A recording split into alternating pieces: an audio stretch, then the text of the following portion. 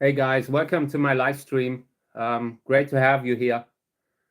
Welcome to my cactus live stream, cactus care, sowing out, but not only cacti.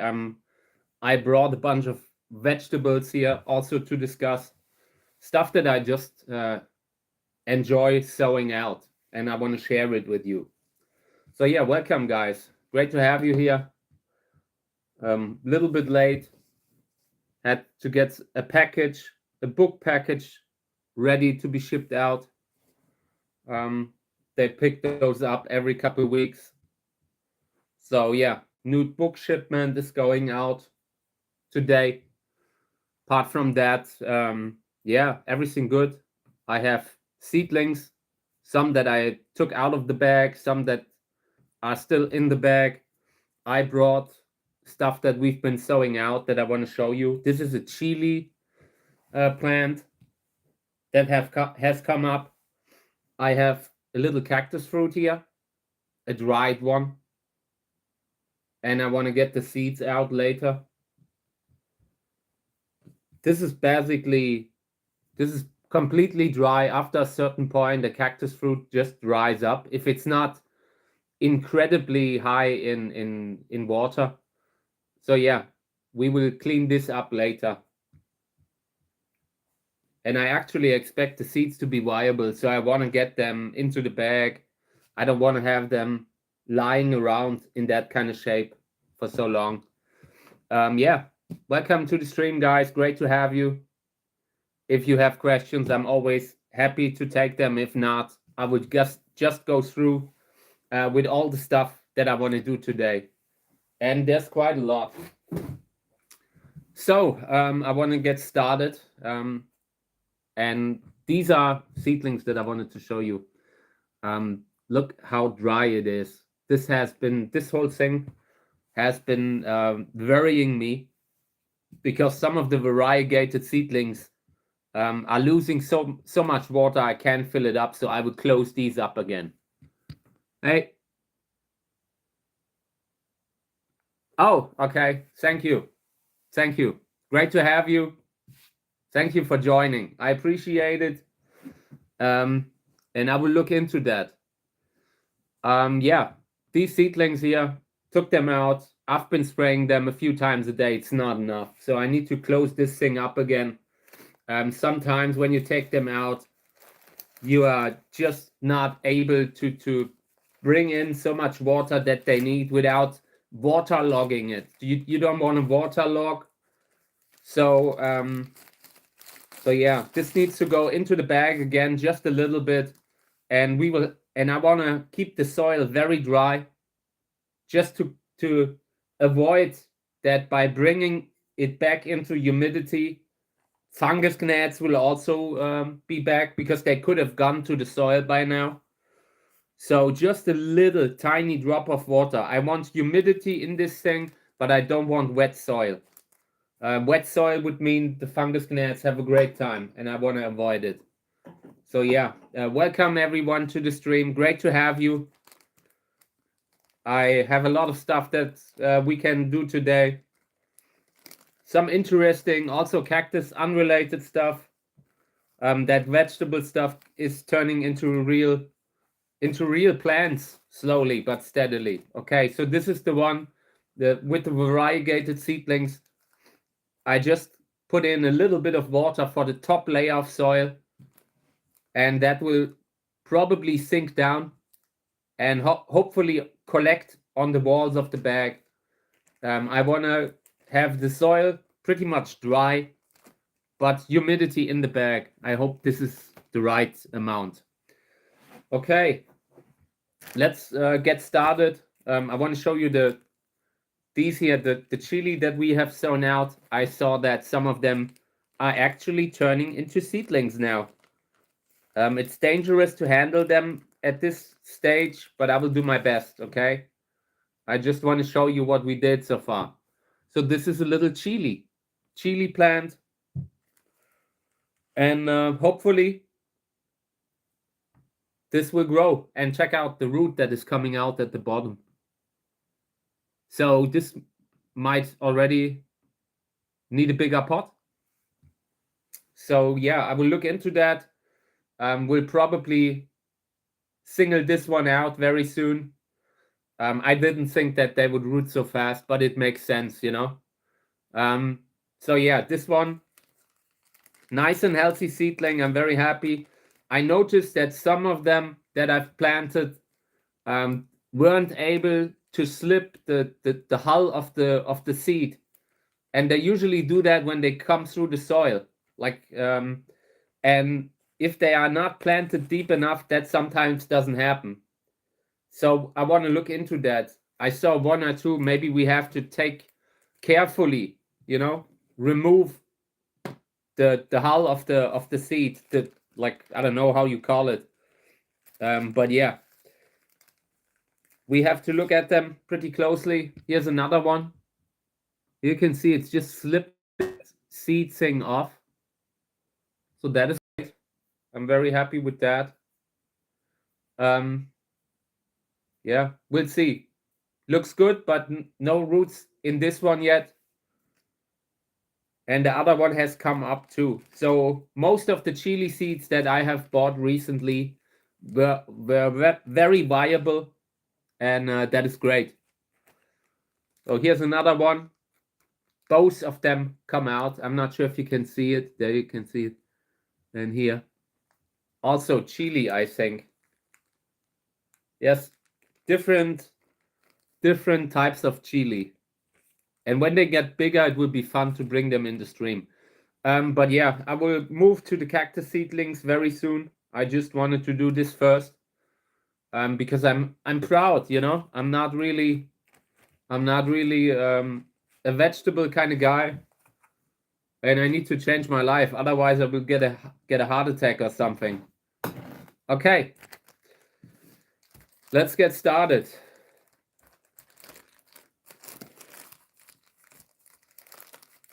These look great, actually. Healthy color.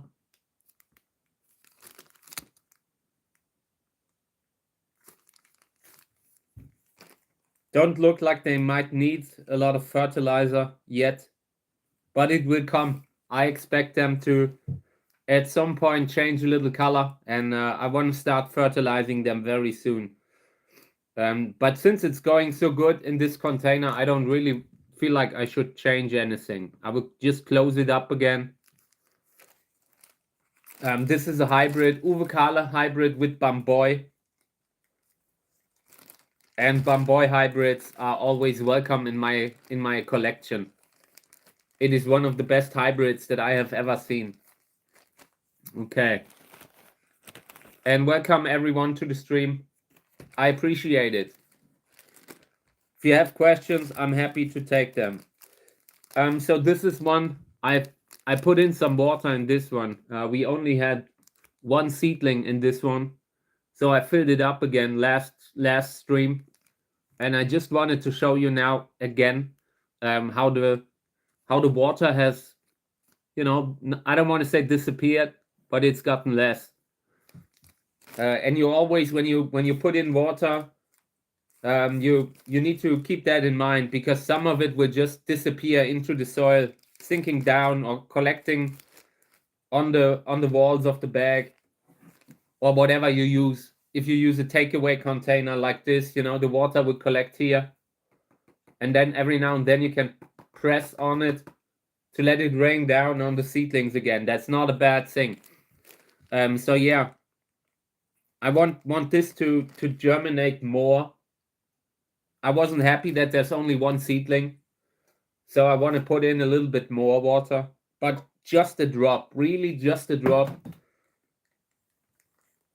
I just want to have enough humidity to get the seedlings going, to get the seeds, to induce the germination.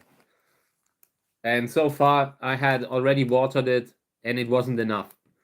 But you can see here, check it out, there's no water pooling at the bottom. That is something that in all the years, and that happens, you know, that happens from time to time. By accident, you put in too much water, you're just, I don't know, out of your mind, watering, and at some point you have a pool down there. That just happens, and it's always a mess to get it out again. So since then you become more careful when watering. You know that when you have them in a closed bag, they don't need so much. Okay, these are looking good. Little cactus seedlings. You can feel the spines when you touch them. A bunch of them discolored here. Reddish discoloration from stress. This is just an indicator of stress, and it doesn't have to mean that you need to change something, but if it gets worse, it shows you the tendency that something in the environment should be changed. For now, these are looking good. They are growing. The reddish discoloration only concerns me when I see them losing substance. When I have them, it happens often that you put them in the sun, in a sunny spot, and there they just don't have enough time to take in the water, and then you can see the reddish discoloration getting worse and worse, seedlings getting smaller and smaller, and when I see that, I instantly take them out of the sun. But in this case, a little bit of stress is part of life, It reminds them to continue growing, to continue to grow.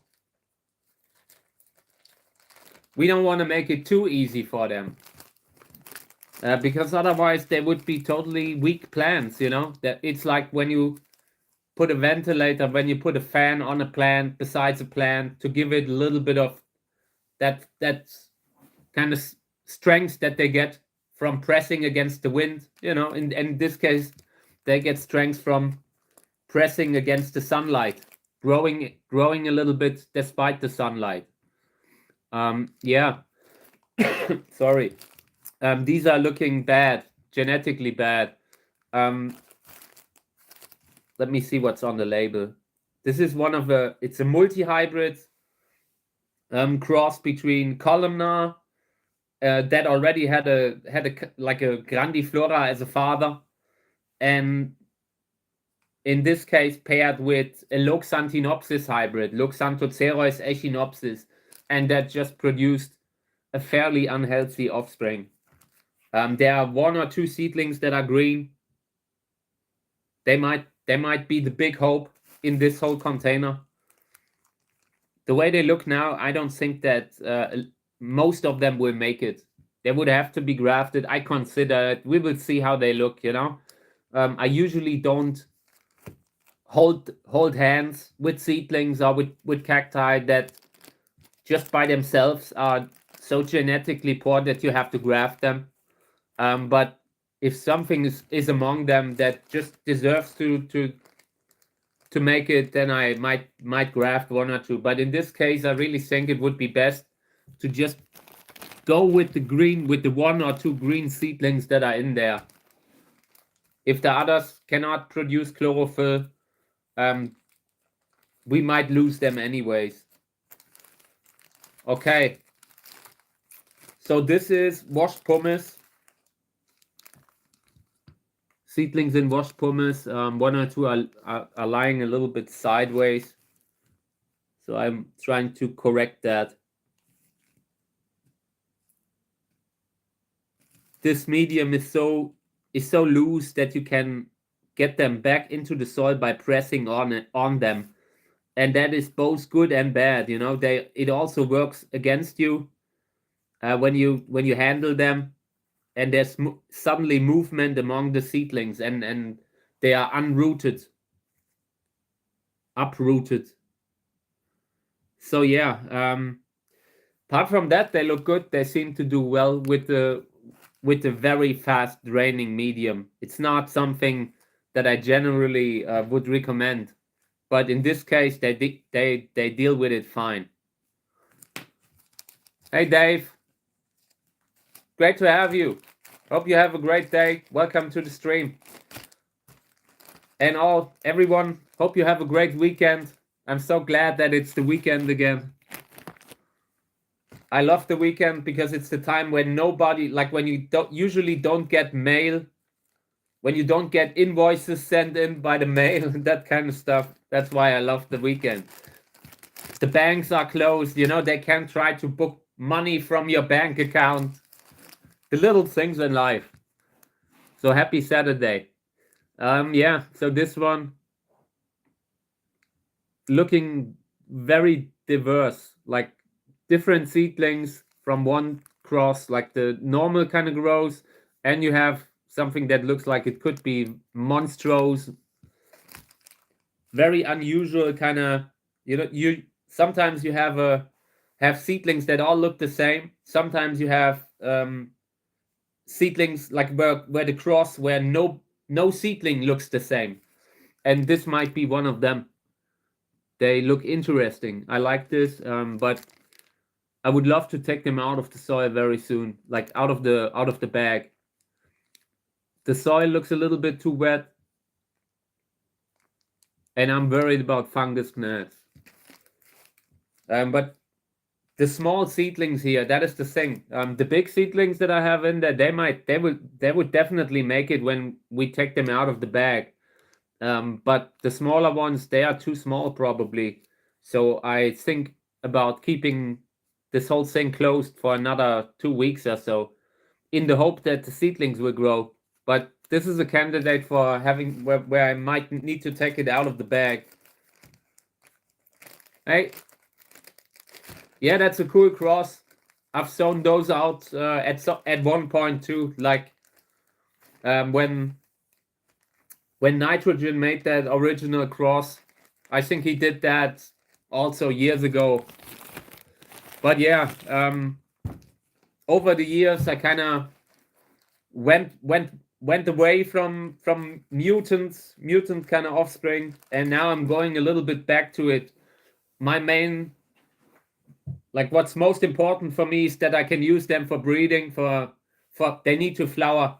And in the past I had big doubt that they can flower the same way like many others. Today I know that they can flower, and that's since then I started working with them a little bit more, interesting genetics that just induce mutations no matter where you cross them in.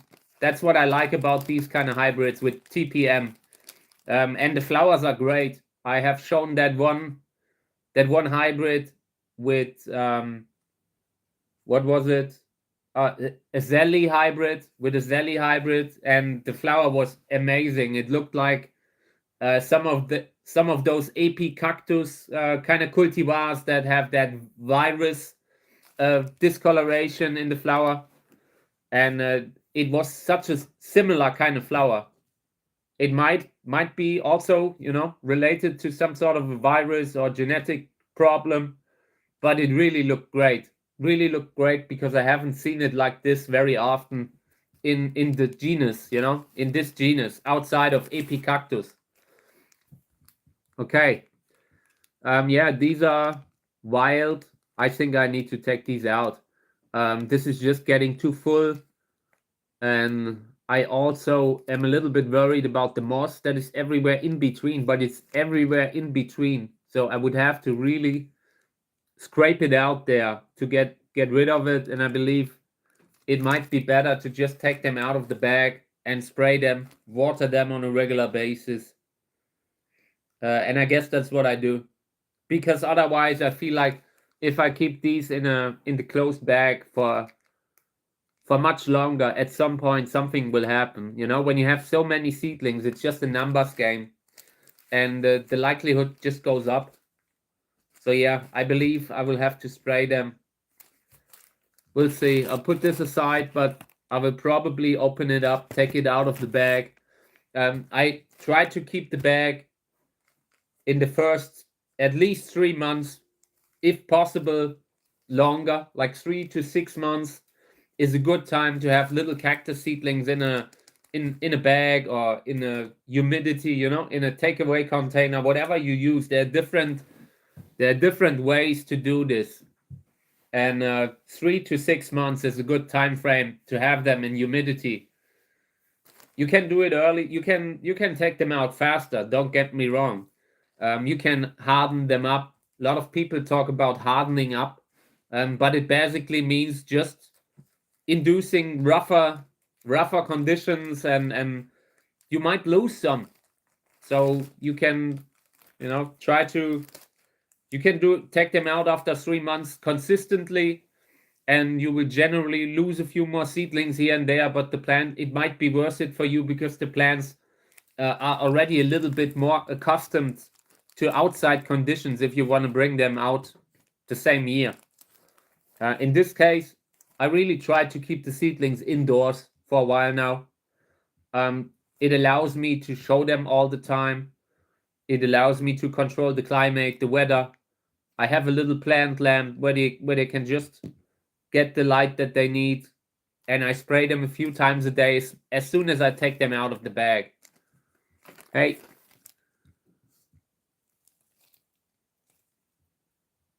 I'm just reading comments. Give me a second. You can sometimes, you know, you can guess what kind of a flower the offspring will have, but you never know for sure. Every cross is different, and there's just too much natural variety in cactus seedlings, or even in general. When you grow something from seeds, there's always a range, so you can get different kind of flower colors from one and the same fruit, you know, from the same cross. And that is just basically, in my opinion, it's just evolution, you know, reduced to a little part of it, you know, because that kind of variability that you have when growing from seeds will lead to new forms. It will kind of go into different directions in nature. So yeah, and that means when you sow out 100 seeds, you can get some that are red, some that are orange, some that are yellow, you know, especially with all the multi-hybrids that I'm working with. There are many cacti that I'm using to breed. They already have 5-6 different parents in their family tree. So you bring in some sort of a unpredictability.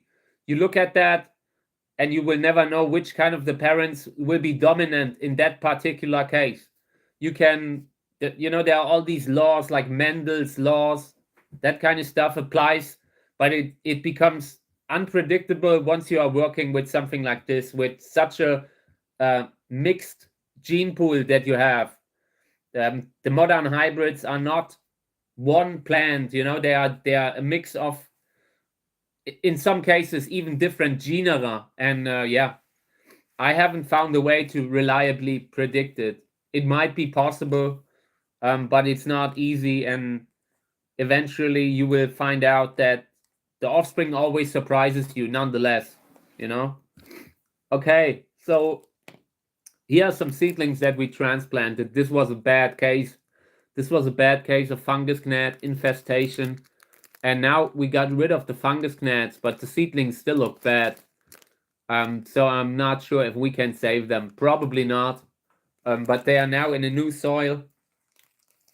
And I hope that maybe we can get 1 or 2 of them to adulthood. But they look like they were already damaged. At some point, when a pest already has caused the damage, it can delay everything. You can slowly lose seedlings over the course of a month or 2, and they look like that will happen with them. And there's nothing you can do in that case. I can take them out now, and that will pose new problems because they don't have enough humidity at that size, or I can leave them in, but that kind of increases the likelihood that there will be a fungal infection in humidity in the bag, you know. One tiny injury from a fungus gnat or whatever, and it will lead to fungal infection. Yeah, so these look okay. Totally chaotically sown.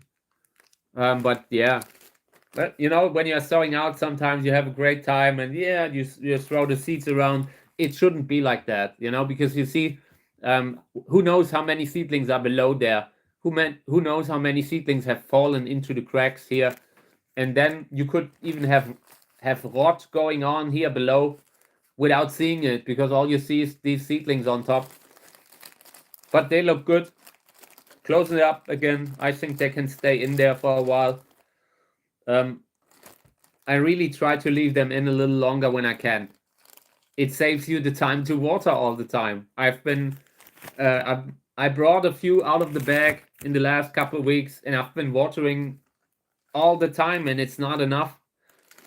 So you have to, if you can't fill up the water in the time, then you need to reduce the heat, and that comes at the price that they then grow slower once you have it a little colder.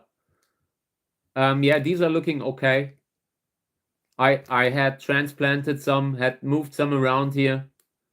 I drew them a little bit apart because they was a little bit chaotic in there. And one thing that I noticed, there's one weird seedling. I'm not sure if you see it. There, this longish thing here looks totally different than the others. I'm not sure what that's supposed to be. We'll see. It might not make it. Apart from that, I would say they don't get enough light. So I will move these up to the lamp. They just look like a little bit like they're stretching, and they should. It's right now I'm moving the cacti around all the time, because I'm showing them on stream, and then some get to the darker spots from time to time, and they might be too dark. We have a lot of seedlings right now. Lubivia winteriana is that. And Lubivia winteriana seedlings are a little bit more elongated anyway, but this should have gotten more light, I think. And fertilizing needs to happen also very soon. I try to give them maybe 2 more weeks in this thing, and then I'll take them out. Okay.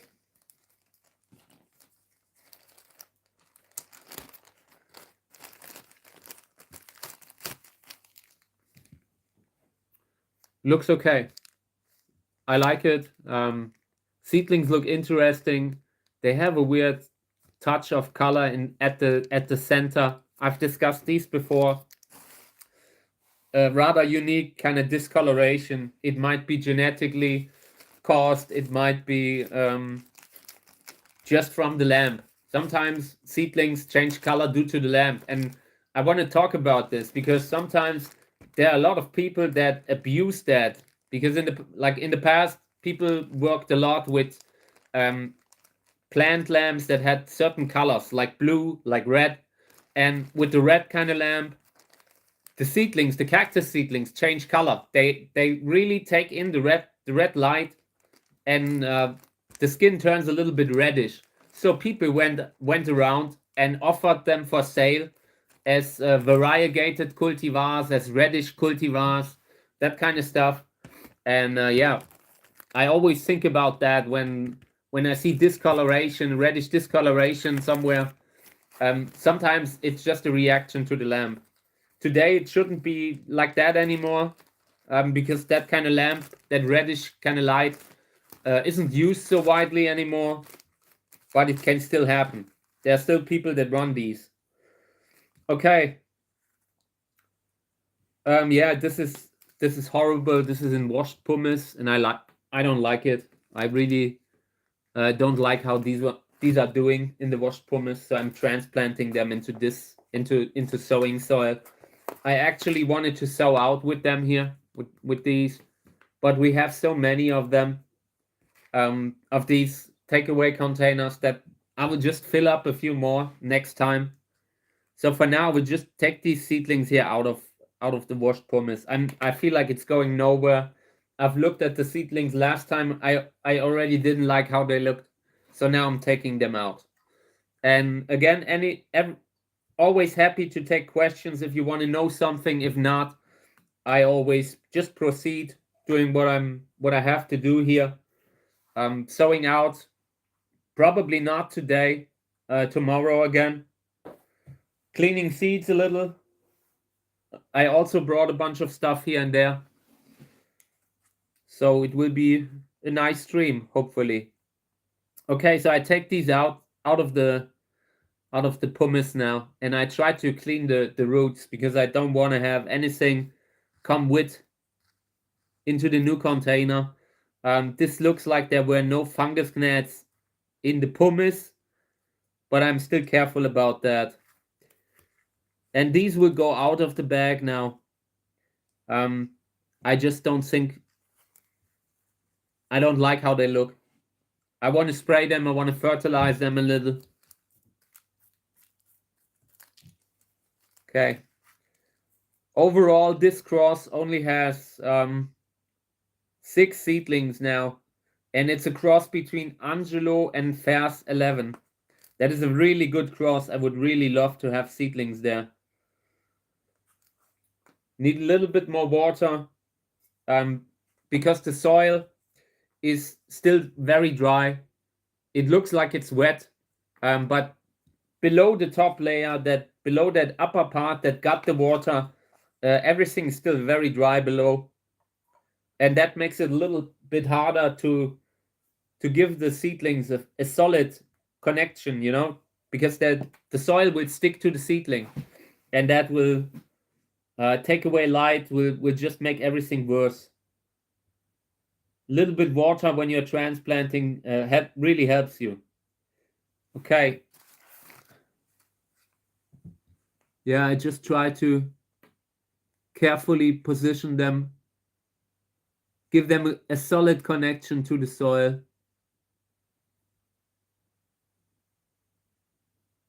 Then I will close it up for now, but I consider taking them out. They are too small, but in this soil it might work.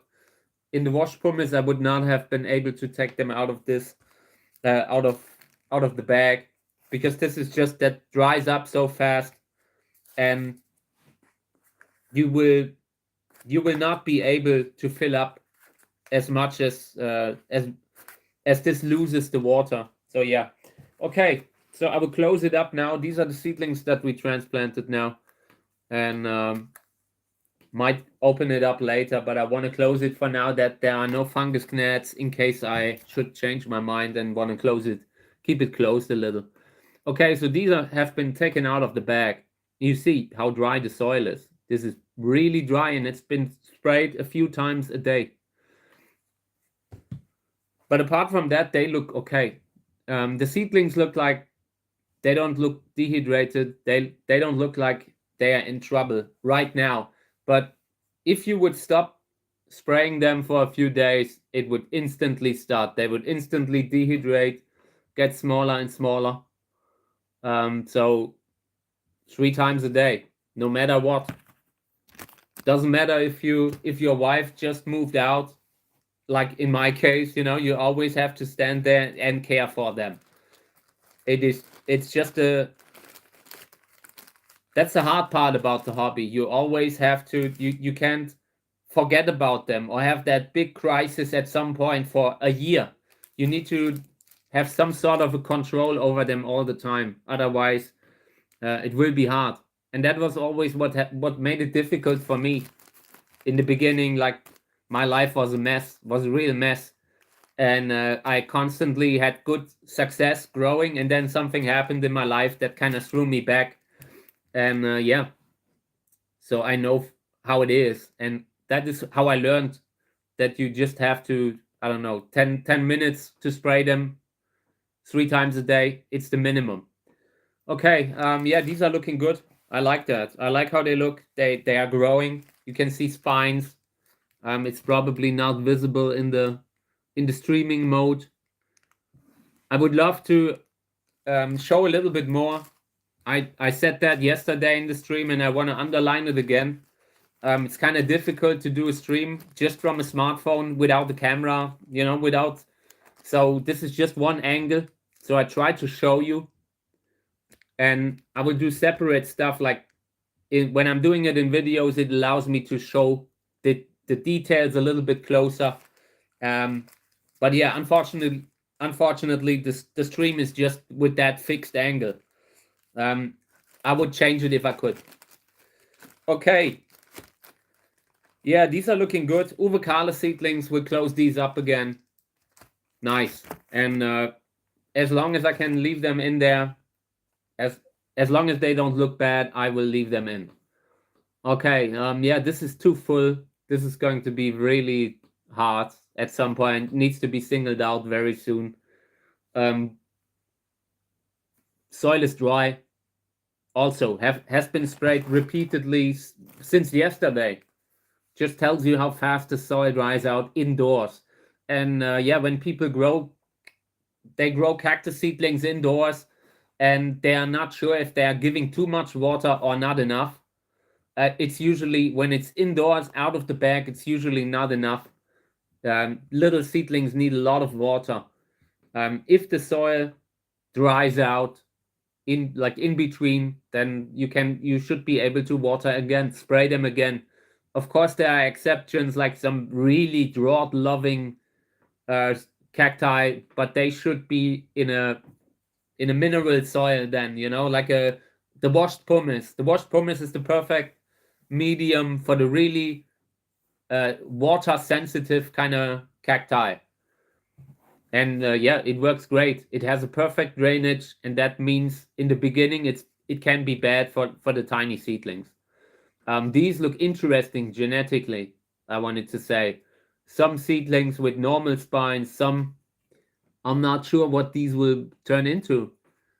This might be just mutations. I see some of them have already popped. That is highly unusual for a seedling of this size.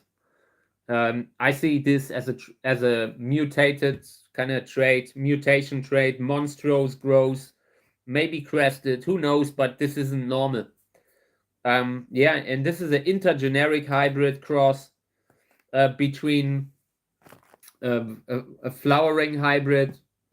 I think it was a Candicans, Serenzia Candicans hybrid, and a columnar. So having that kind of intergeneric hybrid cross even works with the columnar as father. It also brings out the mutations. Of all the seedlings that I looked through, a lot with mutations were the ones where I did a cross between a columnar and a different kind of flower hybrid. Yeah, looks okay. Too deep a little, but they are already starting to grow out of this thing. You can see they are about to really take off. Looks good so far. Soil is okay. A little bit more on the wet side. Actually, I would like it to be a little drier. I'm not sure if you can see the consistency of the soil, but it's pretty wet. When the soil is, when it looks like shiny and all wet enough, then it's too much. Then it's a little bit too much. You want a little bit moisture in the soil, but it shouldn't completely soak it. Because at some point it takes out the oxygen out of the soil. When there's only water, it is hard for the roots to develop normally. Okay. Also looking good. Too deep. Here you can really see why I always say that it takes away a lot of light. And that always happens when I try to not be wasteful. You try to conserve soil, but in this case, it's not. You should really put in, fill the whole pot. Okay, I just tried to get to the label, but it isn't easy. Took out the seedling already just by pulling out the label. Yeah, leave it in. But for now, it's okay. I can leave it like this. I can close the bag up again. But this is also a candidate for being taken out of the bag because there's so much shade in there. I don't like that. I don't like when there's a lot of shade in the pot. Then you have moss that I also saw come up here. And in combination, it just creates that kind of a swampy feeling that I don't like in a pot. Okay. Now I have one that I also took out, and that one I'm not so happy with it. These have been dehydrating. So And I consider having to single them out, having to pull these apart because they are too close together and they are starting to lift each other up from the soil. They are losing a little bit contact with the soil, so it will take a lot of work to correct this just without singling them out. And I guess that's what we will do sometime soon in the next streams. We can, I'm sure you could distribute these over 3 containers, 3 or 4. It's a space issue. I will water them right now. Normally I would just wait, spray them a little, but I want to give them water now because I don't like how they look. These have been declining, some of them. Okay.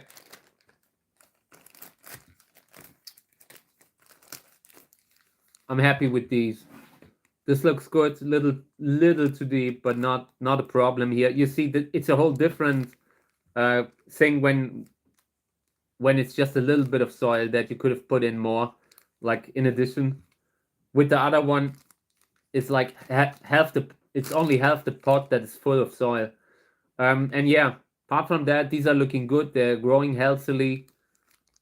They have spines.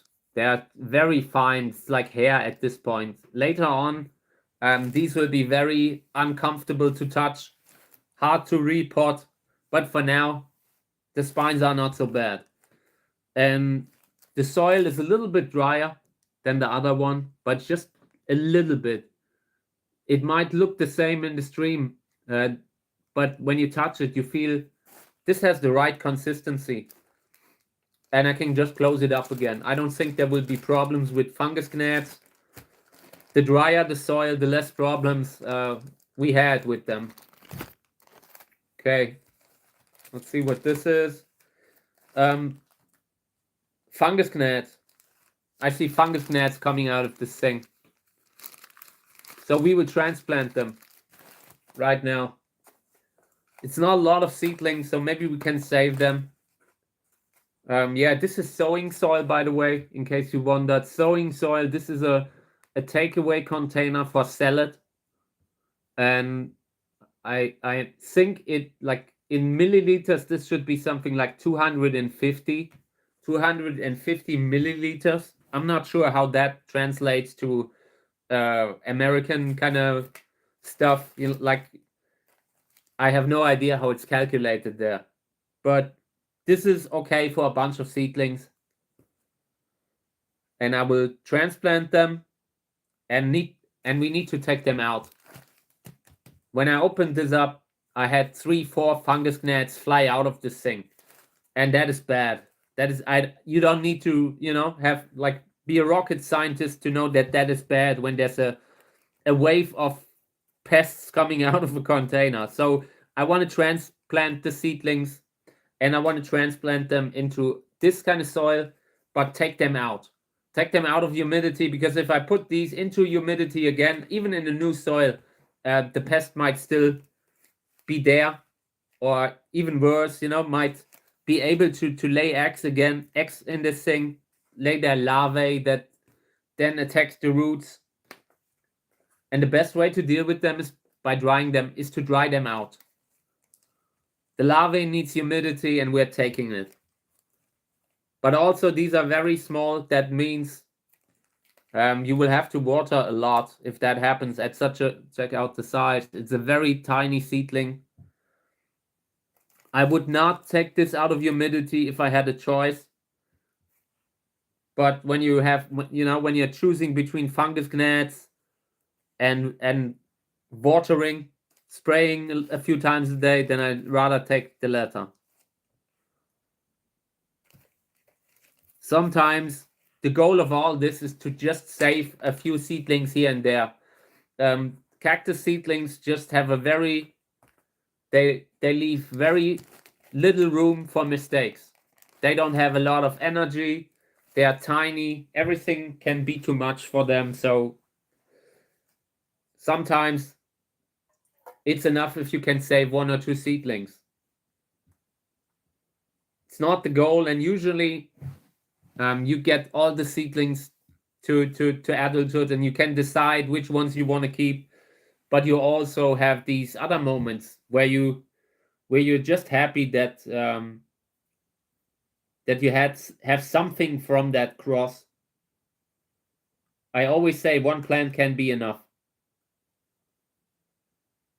to have the world's best hybrid, whatever, to have the most beautiful cactus flower. You don't need 100 seedlings from one cross. Sometimes, I mean, it can be good. It gives you range. It gives you something to pick from when they flower, and you have that diversity that I mentioned earlier. But if you only have one or two plants from a cross, that's great also. So you need to fight for every seedling, for every single seedling.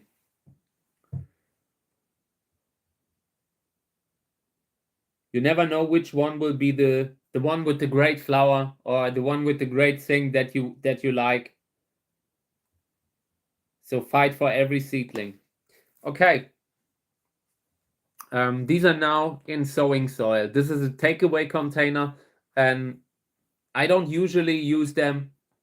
We're testing them now on the channel. We're sowing out in them also. For now, I haven't seen any kind of germinations in the ones that we have sown out, but I expect them in one of the next episodes of the stream. And these, like I said, you could now close this up, leave it closed in humidity, and just hope for the best. They look clean enough that I seriously consider it, but just gut feeling, if you had so many fungus gnats, it's likely that something of them is in the seedlings, like sometimes maybe there's a little fungus gnat larvae sitting somewhere on the root system, and you're not seeing it, and then you have it in there too. So I will probably open this up. Opening it up and spraying the seedlings, because they are so small, these need to be sprayed a few times a day. And I hate it. It's a lot of work. It's something you always say that, spray them this, do that, but actually doing it, it's a lot of work. Okay, so next one. These need to be transplanted also. It's just that the washed pumice is so fast draining. It is completely dry, even taking it out of the bag, and you can see there's humidity everywhere on the walls of the bag, but it didn't get into the soil because it's such a fast draining soil. It can store water, and they might still get a little, but generally it's a little bit too fast draining for little seedlings like that. Yeah, I want to transplant them. And I want to say one thing. Just the kind of format that this is, I feel like it's a little waste of time. I like the square pots. Everything's a little bit closer together. You can put a few besides each other. You never want to put in so many seeds that you have this whole thing filled up. I mean, you can do it if you want to, for example, try to get just one or two mutated seedlings from 100 seeds, something like that. But if you use that on a regular basis, it takes away a lot of space that you wouldn't need for tiny cactus seedlings. So yeah, but that's how I've been sowing out in the past. Started off with different kind of salad boxes, salad takeaway containers, and that works. It works. There are more efficient ways, like what I'm doing with the square pots and the bags. It saves you from having to repot them right away in the beginning. But yeah, it also isn't bad. You can do it. You can do it if you have nothing else. It's a great way to induce germination. In the past, people have been sowing out with big glasses, like the kind of marmalade kind of glasses. that that were around, that were common, a lot more common earlier.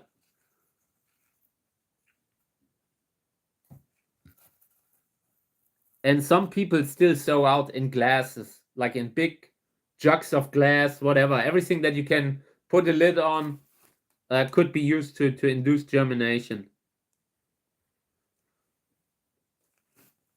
I'm glad that we're doing this because this soil is just, it's perfect for seedlings that are a little bit older, but these are just too young.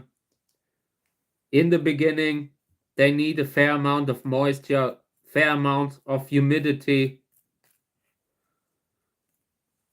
Okay. And you would have to mix if you want to use something like this, and this can be great as an additive, you know. Maybe in one of the next episodes we are mixing a little pumice with a little sowing soil just to show how it changes the soil. If you have a soil that you absolutely want to use, but it stays wet, you can add something like this to even it out. Okay, so this is these are hybrids from Rosa, California. Rosa, California is one of the lesser known, I believe, sisters of Orange, California, and Yellow, California, and Red, California. In my opinion, I've seen it involved in a lot of very good, beautiful hybrids, beautiful flowers. And so every time I hear Rosa, California, I kind of get it. It gets my attention because I have seen more hybrids than not that were great with it. Really, one of the parents, usually when I read it in the family tree, and when it's pretty close to the beginning, like when you use it as a mother, that would mean, you know, the mother's listed first in hybrid crosses. So when it's used as a mother, it's usually a promising cross that I would grow. Okay, so I check it out. I now have them transplanted a little bit, positioned them here. A little bit too small to take them out, if you ask me. I would love to leave them in, but they already look terrible. So I will take these out and try to spray and try to keep them healthy. A comment is that, like, the problem I have with take out containers is the height. Taller seedlings need moving before they hit the roof. Yeah, absolutely. And the taller you have it, the more space you waste. You waste downwards because they don't need excessive root space, you know, in the beginning, in the first 6 months, and after that time, you might already have reached the kind of borders, like that they might have outgrown the pot anyways. So you have to repot in something bigger, maybe even, or singling them out anyways. So the bigger the container is, the more space it takes. And also you have to have the seedlings should be able to get out of that thing. Because the deeper you pot them, the more light you lose. And if you pot them higher up, you're wasting a lot of space, you know. So yeah, over the years I started going towards smaller and smaller containers when I was still sowing out with them. This is the type of stuff that I was sowing out with last, while I was still using these takeaway containers. I still have them, you know. I bought me, I don't know, 1,000, maybe 10 years ago, and then I moved towards sowing out in these here, basically just a square pot with a plastic bag. And it saves me a little bit of repotting work early in the beginning. But you can still use them, you know. It is still a very decent kind of method to sow out. Okay.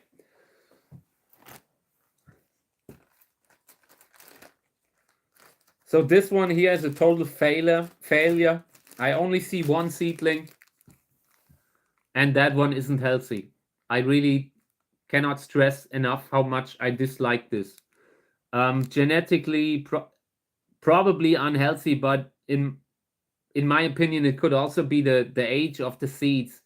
With like the older the seeds are, the more the health deteriorates. And when you sometimes you get seedlings from older seeds, but they are no longer that healthy version of a seedling that you would get in the beginning. I think it could be something like this. But for now, I might put it back to the heater. Because if there's one seedling here, and that one seedling doesn't really look so healthy, so I feel like it might be worth the risk to put it back to the heat source where it gets a little bit more heat. I just put in more water last time. This hasn't been so wet. It makes no sense to keep them wet for months.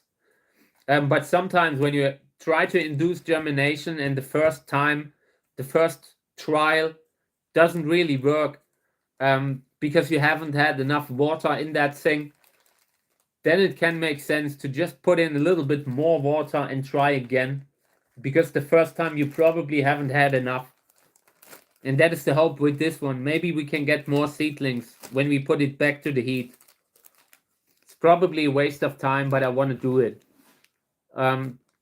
Yeah, these are, yeah, okay looking seedlings. Lubivia. The soil is okay.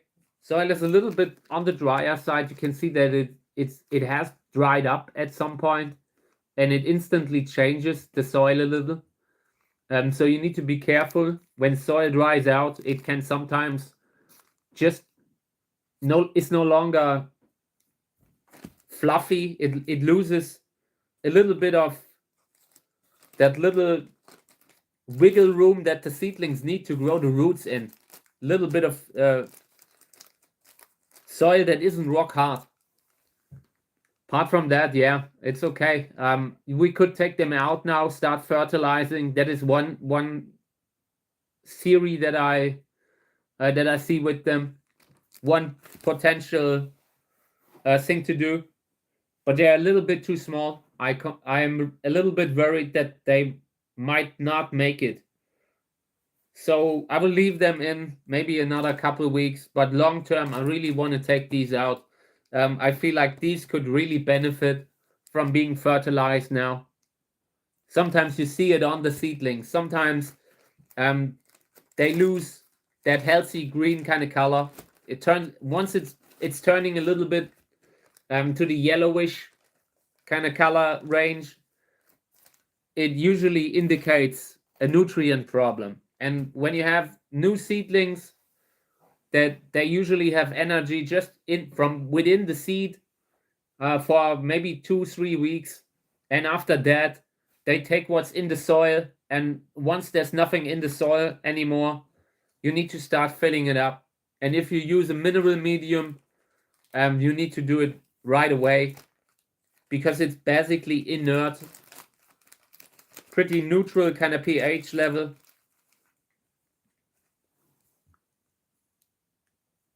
This is in washed pumice, and these are looking okay. Sometimes when there isn't a problem like fungus gnats, they will do fine with the washed pumice. But the moment these have problems, then then they don't have enough humidity at the root system from the ultra fast draining soil, and then in combination with fungus gnats, it can be too much. Right now with these, they look good. So it's not that washed pumice is generally not usable. It's just you need to be really, really focused and aware of the humidity that the seedlings get. Here's something that was transplanted, I believe, last time. This looks like something was done.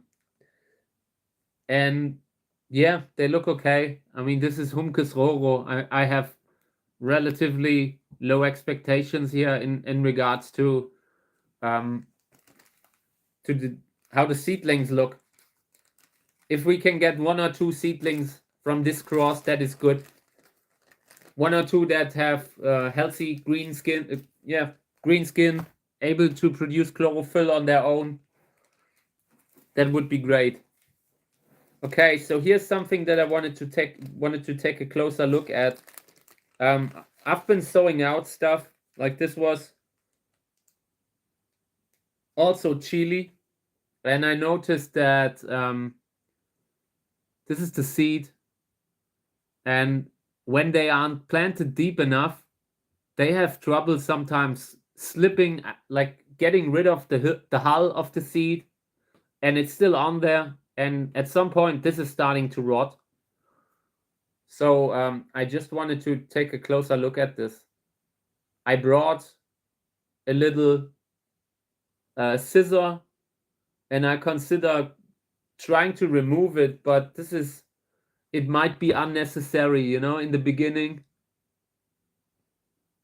they sometimes manage to get rid of it.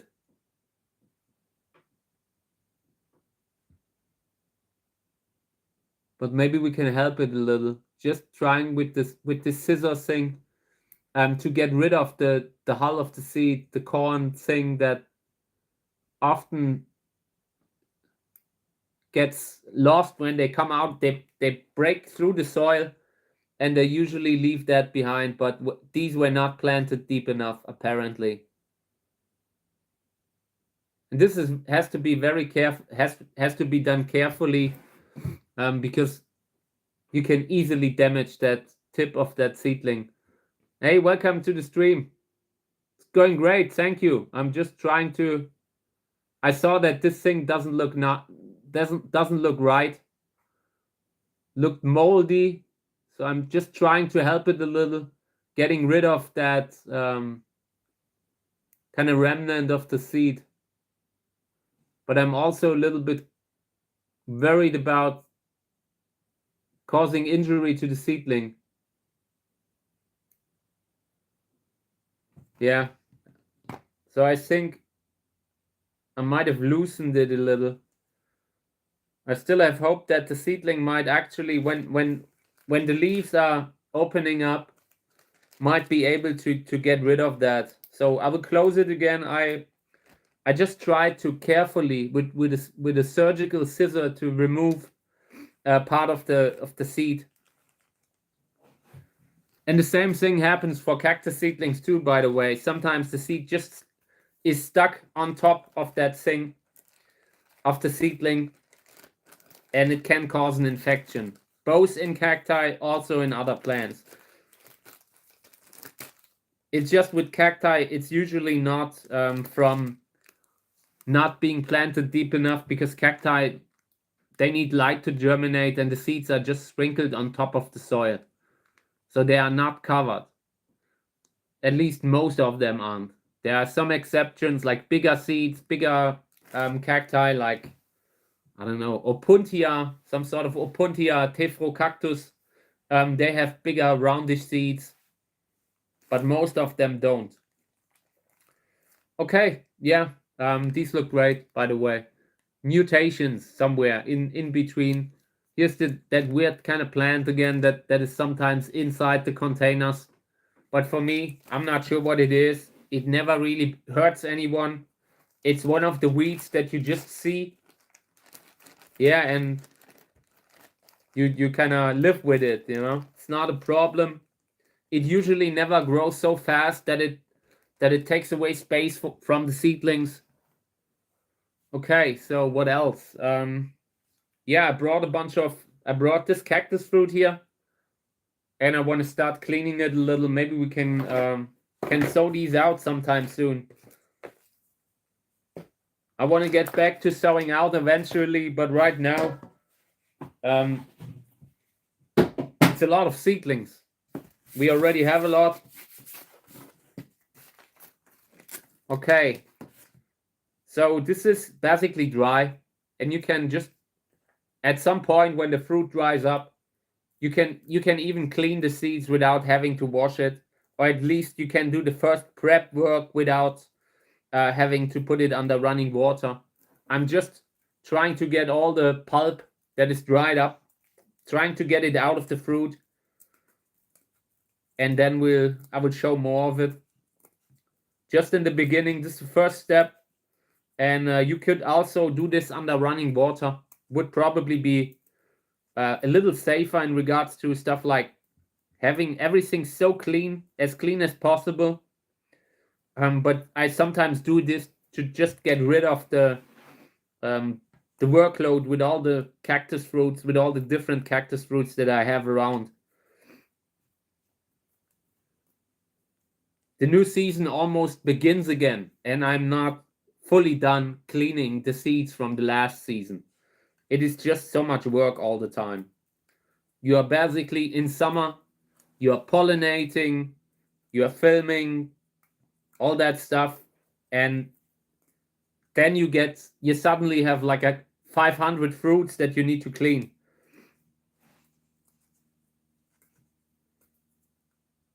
Okay. So this is the rest, the remnant of the dried fruit. Pretty hairy, by the way. I'm not sure if you can see it. That is one of the traits that you can see in the genus Trichocereus, you know. Hairy flowers, hairy fruit, often covered with scales that basically are the starting point for the hair.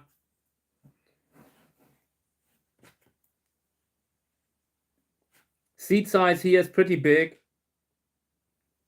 I consistently say that the seeds of the columnar cacti are a little bit bigger than some of the others.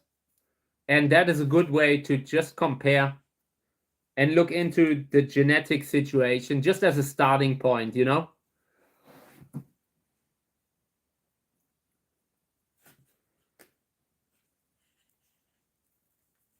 I would say maybe we have 200 seeds here.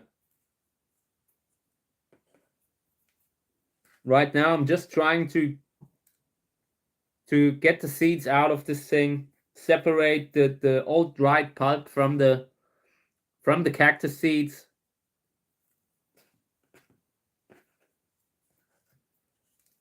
This will need a lot of work to have them really clean. And I decided I want to do a cleaning with water here. Also, sometimes when you feel that the pulp on some of the parts is still wet, still feels like, I don't know, like jelly, something like that, then it's a sign that you should wash them under running water, and that's what we do here. So let me just bag this up. I have a bunch that I wanna clean. Some really good ones among them, and these will go there too. We could continue cleaning this, but I just feel like it's safer in regards to having clean seeds, not having any problems later on. Okay.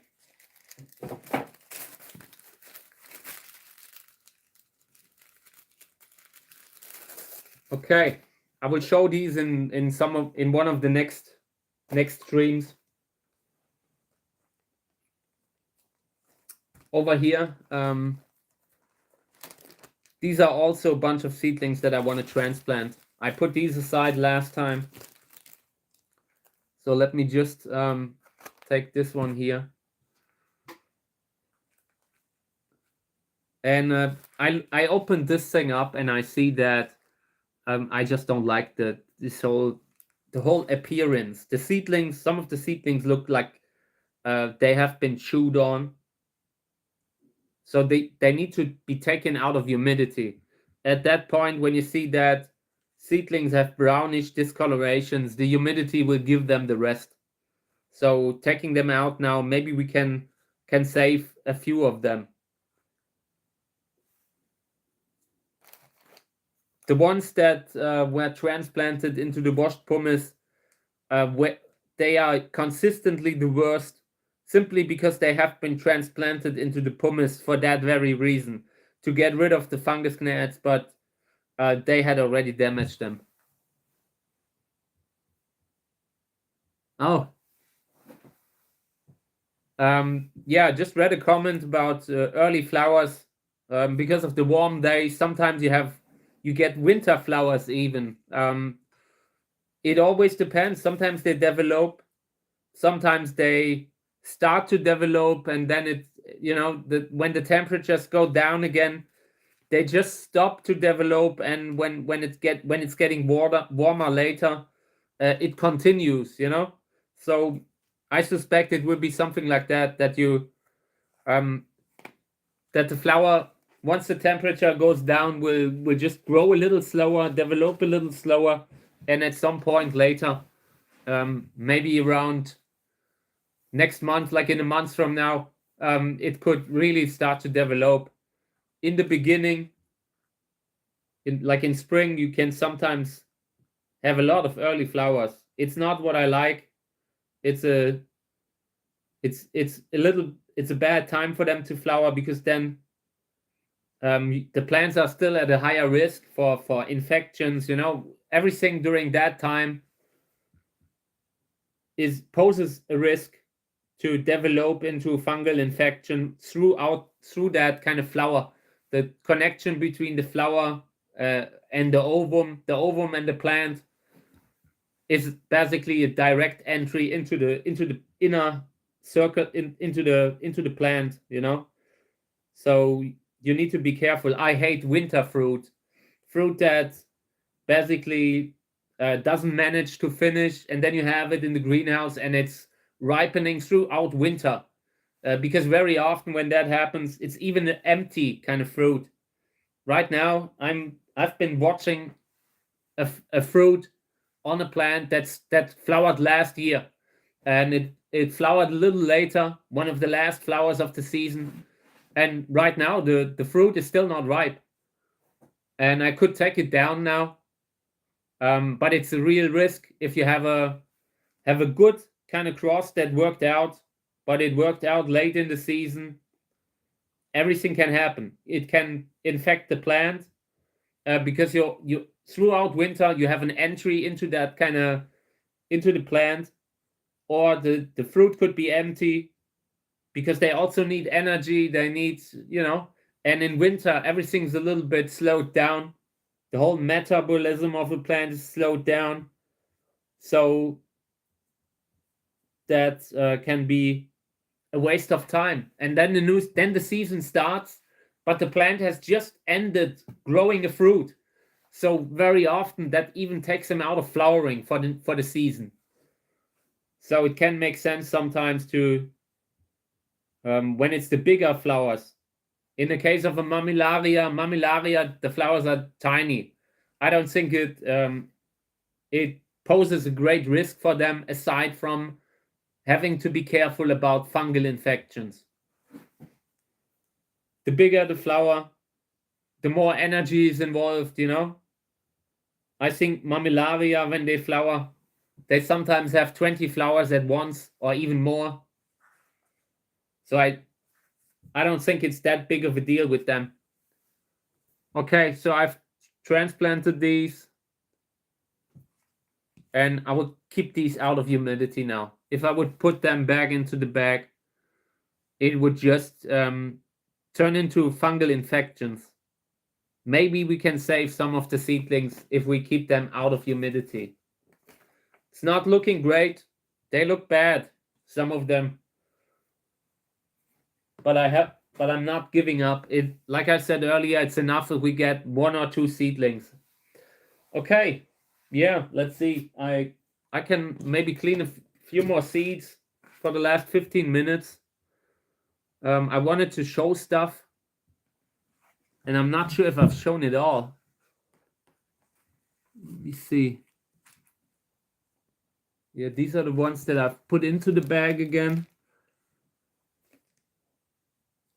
Here's one where I induced germination, and I wasn't happy because the soil looked too dry.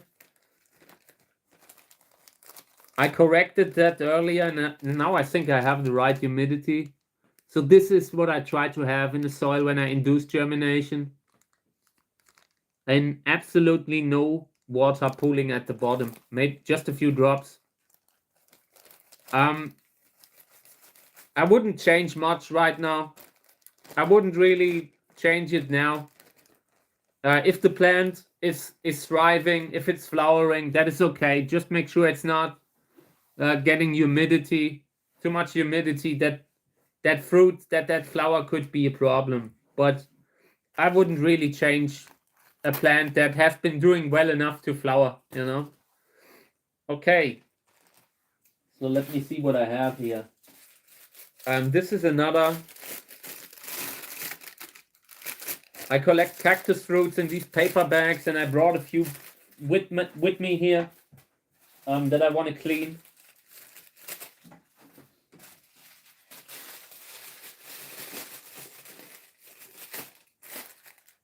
Okay, so this is a Lobivia fruit. Actually, two. Check them out. Very small kind of cactus fruit. Very few seeds in each of them. And these are the kind of fruit that you can clean without water. Of course, it's always safer because water just gives you a little bit more ability to wash away contaminants that might be stuck to them. But there's so little pulp in them. You can just take out the seeds and separate them from what's left. Overall, I guess maybe 100 seeds, and that is not bad for Lobivia. Lobivia fruit, sometimes you have 5-10 seeds in them.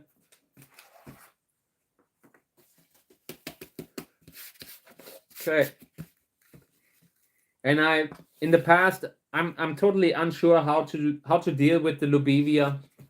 I love the flowers, but they are so small, you know. I'm a fan of some Lobivia hybrids, and I show a lot of them on the channel, but I'm honestly not sure if that is a road that I want to proceed on long term, because it also takes a lot of space, and they need good space. You can't disrespect them. You can't put them in the shade. You can't really put them being surrounded by larger cacti. You know, you need that high up space, in like that high up spot where they get a lot of sun early in the season, and then they do awesome. Then they will look great. Small plants can be full of flowers, also full of fruit. But yeah, the flowers will always be smaller. I'm working on it. Maybe I can increase the flower size a little. But it's a different kind of ball game when you compare that to a big flower like pink stripes, like flying saucer. Everyone, I mean, if you see them on the photo, the Lobivia often looks stunning, really stunning, nice colors. That's why I like them. But then you have them compared, you know, if you have them besides each other, besides something bigger, it's a different kind of thing. So I'm not sure how many of them I want to keep long term. Right now I have basically one greenhouse that is full of Lobivia, and we'll see where that goes. I really love them. It is great to get unique kind of color, very beautiful patterns that you don't see often in columnar cacti or in Echinopsis. But size, I don't want to say size is a big thing with flowers, because some flowers just look stunning and they aren't huge. For example, you see Cerensia arboricola flowering. The flowers aren't that big. They have like 14 centimeters sometimes, maybe 15. But they make up for it by being a so powerful flowerer. There's so many of them, and that also plays a role, you know, with the Lobivia. When you have a plant that has 20 flowers at once can look amazing.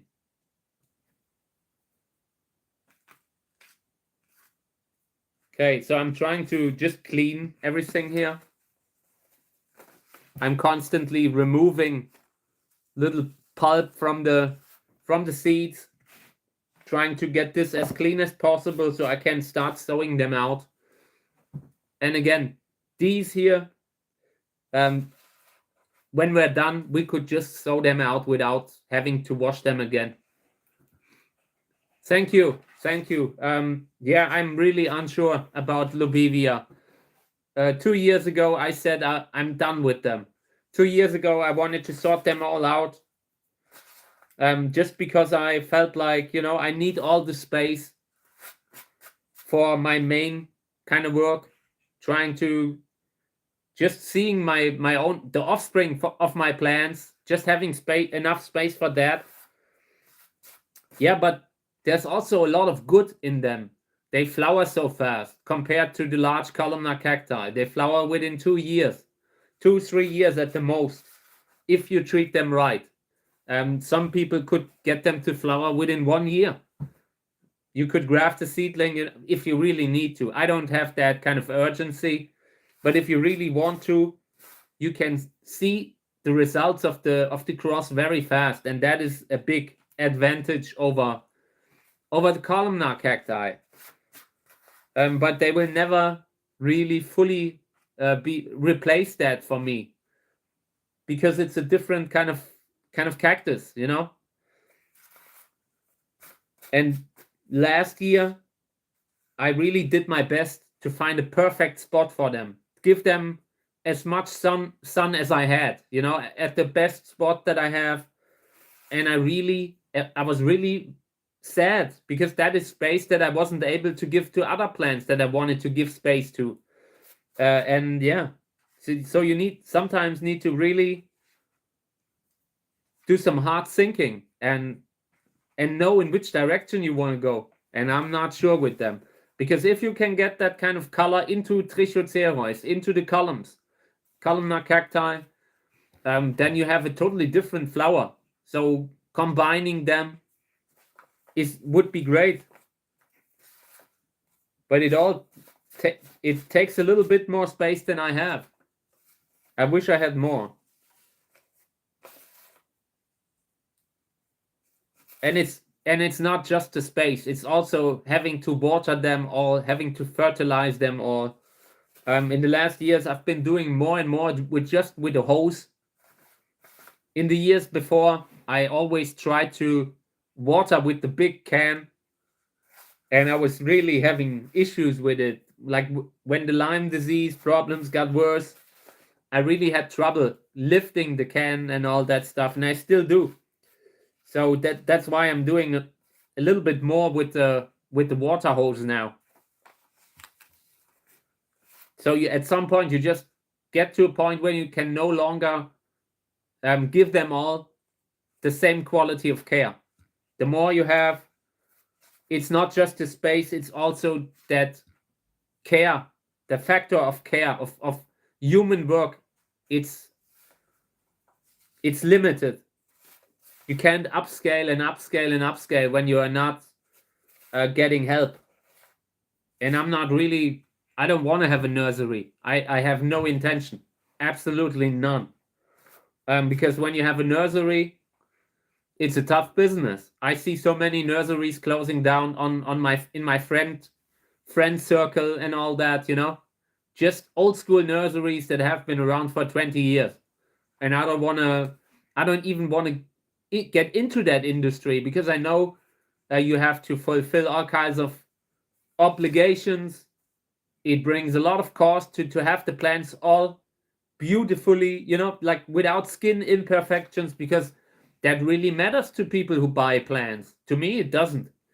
In my greenhouse, I don't care if a plant has a kind of blemish, something, but it might instantly mean that you can no longer sell a plant, and that is already something that would frustrate me. Having something that is perfect, that could flower, but it's basically you should basically compost it or something like that, you know. And you can't have when you have a nursery, you need to really spray them. If you have a problem somewhere, like you can't ship something that has a mealybug in it, you know, like you would instantly get into trouble with unhappy customers, and for good reason. So you have to constantly spray, and that's also something that I don't want to do. Like, I spray when I have to, when I really have to, when I can't avoid it. When I see, okay, here's a plant that's not doing well, and when I see something like mealybug, then I take it aside, give it some sort of a, you know. In the last times I used neem oil, cold pressed neem oil. Yeah, but it's not something that I want to do on a larger scale. But when you have a nursery, you always have to do that. Or I mean, you can't. There are a lot of nurseries that make it work. That can make it work, but it isn't easy. And it's all time that I'm not here, filming or streaming or whatever.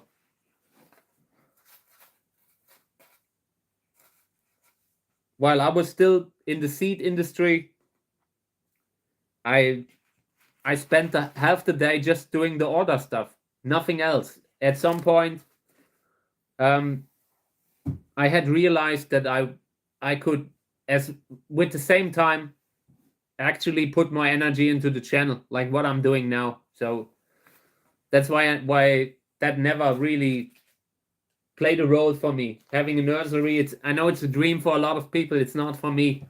I just want to be a breeder. I want to just do my work, and if something good comes from it, that's awesome. And I will make sure that these stay around, the good ones. But aside from that, not really. You don't need to put everything as a business. Do everything as a business. Okay, so this is just Lobevia. I just wrote Lobevia on the label. Last season I was so done with everything. At some point I just wanted to get it over with, to start a new year. So I just wrote Lobevia on the. Usually you would write what kind of Lobevia, because I have a lot of Lobevia. But again, I was totally done last year. Okay, guys, I need to stop. My smartphone is running out of battery again.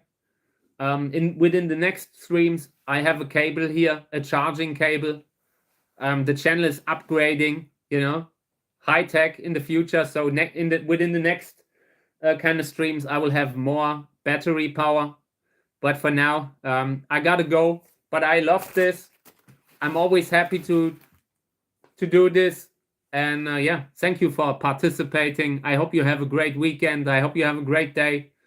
I love that you guys are taking the time to do this with me on a regular basis, and I really appreciate it, okay? This is the stuff that really makes me happy to get up in the morning. So thank you. I hope you have a great time, guys. Thank you.